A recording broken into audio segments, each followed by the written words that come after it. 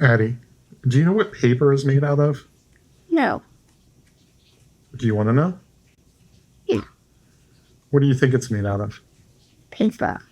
You think paper is made out of paper? Yep. How would we make paper? I don't know. Have we ever read a book about it? Yep. What was it called?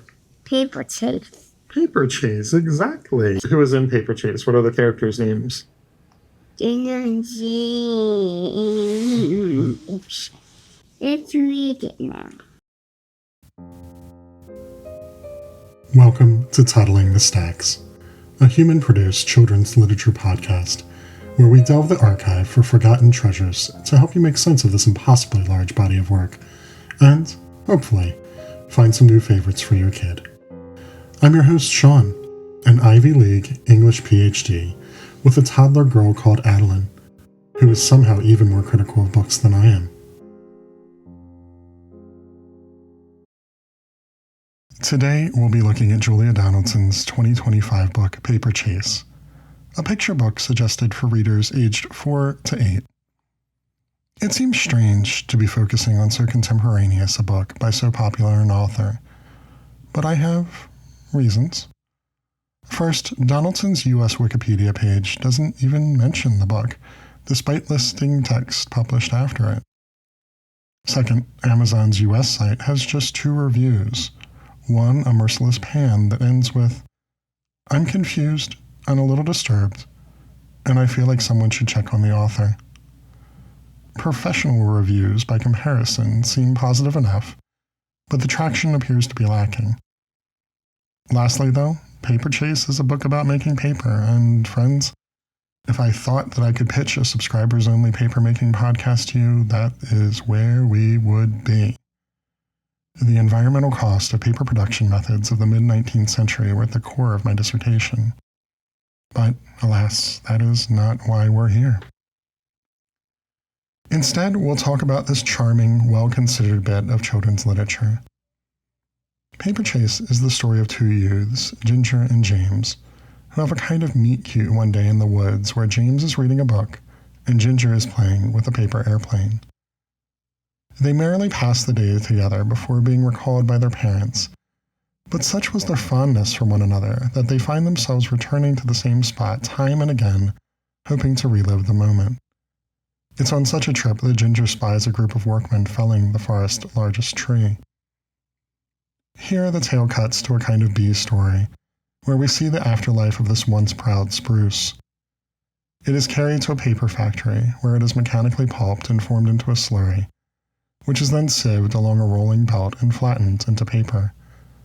From there, we see the paper used in all the multifaceted ways in which paper is used, as toilet tissue, shopping bags, cereal boxes, and importantly for us, a book that Ginger receives, and the writing paper with which James will form his own paper airplane, from a letter he has written to his friends. So equipped with the very instruments that brought them together in the first place, it can only be a matter of time before the pair find one another again, blissfully unaware of the network of paper that has always bound them together, happy only to see one another and become friends anew.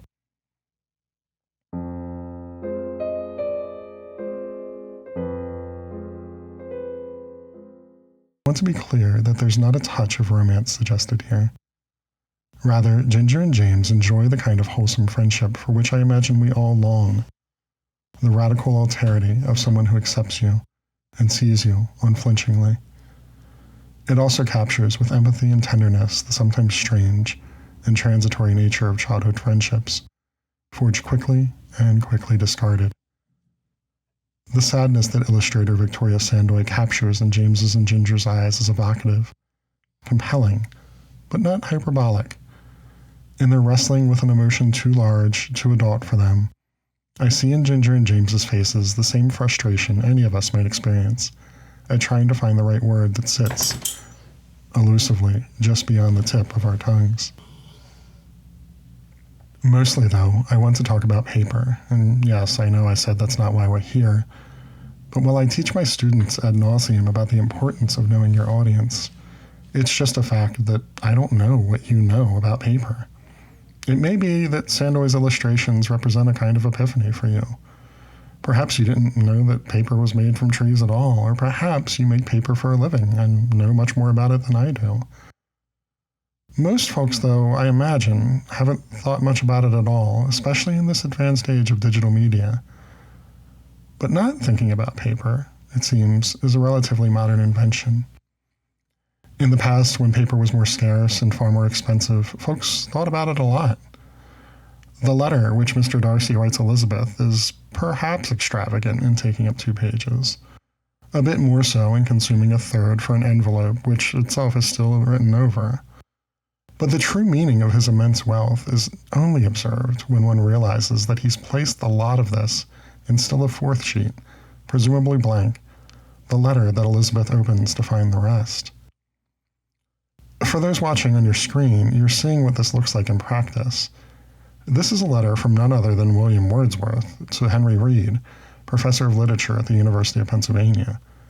A nation's poet laureate sending letters across the ocean still had the thrift not to enclose them in an unwritten-upon sheet. Some media theorists and historians of the book, like Jonathan Senshin and Robert Darnton, have studied that thinking about paper, particularly the role it had in developing communities and discourse networks. You see, it wasn't until the end of the 19th century that paper came to be made from trees generally. For nearly 800 years before that, it was made from cotton and linen rags. That is, from the very clothes off our backs. And there's a certain intimacy there that translates into the paper itself, which in lesser examples often contained visible remnants of those threads. Towards the end of the American Civil War, for example, when the South was in such dire need of paper that its newspapers were being printed on the backs of unsold wallpaper reels, calls for cotton donations contained the poignant suggestion that the letters wives wrote to their soldier husbands might well contain bits of the dresses they donated today, making them impossibly more dear than the words written on them alone could. Wood pulp paper, the product made in paper chase, anonymizes that function entirely, turning paper into the unremarkable, even sterile thing we know and don't think about today. But what Donaldson's theory presupposes, however, is that maybe it doesn't. Though Paper Chase begins with James reading a book in solitude and Ginger playing by herself with a plane, these products nevertheless bring them together. To use a very academic phrase, paper allows their ephemeral emotions to be embodied and tangible. Through James's letter and Ginger's desire to read the same book as her friend, that embodiment entangles and enmeshes them, even across time and space. It's a romantic notion. We, of course, don't make paper from stately and centuries-old English spruce in public parks, at least not anymore, and the idea of consumerism casting such wonderfully wholesome and gossamer threads is probably suspect too. But it's still a wholly lovely notion, and I think I can promise you that your kid will be over the moon for Ginger and James when they find one another again. I feel pretty confident, in fact, that you will too. For its illustrations, we gave Paper Chase a 4.1. This may seem low, given some of the more recent scores and how much I've praised these drawings, but only about 10% of books we've read so far this year have scored in the 4s here, and most of those have been Caldecott winners. It's meant to be a hard range to obtain, and Sandøy's appearance is a triumph. She does a masterful job of crafting small, unforgettable moments, and of interchanging those with impressive, full-bleed spreads that cover both pages. This variation moves the storytelling along sensibly, making the text easy to read aloud, and even adding meaning through its privileging of scenes. The colors range from vibrant to warm, and she's a real pro at capturing motion evocatively. I think we should expect great things from her. The story scores a 4.3, and one secret goal I have for this podcast is to convince you that children's literature isn't just for children. And while I don't expect you to run to the shelves of your nearest children's library for your next book club meeting, I think Paper Chase would make a fine addendum there. Perhaps during those busy holiday weeks where everyone needs a break and something with fewer pages. My rubric for stories suggests the top scores here capture the imagination of their interlocutors, that's you, as well as their audience, your kid. This book will do that, hands down. No surprise, then, that repeatability scores a 4.5. Addie loves this one and is annoyed that it's been sitting on my desk for a while. We're buying her own copy, and we've already bought copies for her little friends' birthdays. My own score, nearly perfect at 4.8, the highest of any book yet this year. Should Bill Gleason or Meredith Martin ever invite me to guest lecture for their massively popular children's literature course at Princeton, this will be my topic. Addie's score just slightly lower at a 4.2, and I think the only thing holding her back here is the length. As I've mentioned, the publishers suggest this for the 4 to 8 crowd, so it is a bit old for her. But nevertheless, she loves it and requests it often. And so, a final score of 21.9 out of 25, making this, as of this recording, our #1 book of the year. To quote the late Macho Man Randy Savage, "The cream always rises to the top. And this is the creme de la creme, baby. Oh, yeah." I'm sorry about that. Needless to say, though, that you should definitely pull this one up from the stacks and share it with your little, hopefully sooner rather than later. I get the sense that this isn't Donaldson's typical gear, but I certainly hope she continues on in it. Thanks for listening. Stay safe. Get your kids to the library and keep on reading together.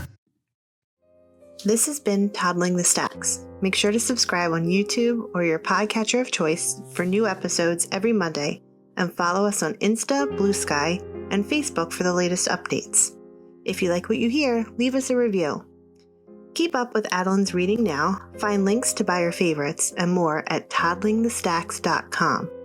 Address questions or concerns to pod, that's P-O-D, at toddlingthestacks.com.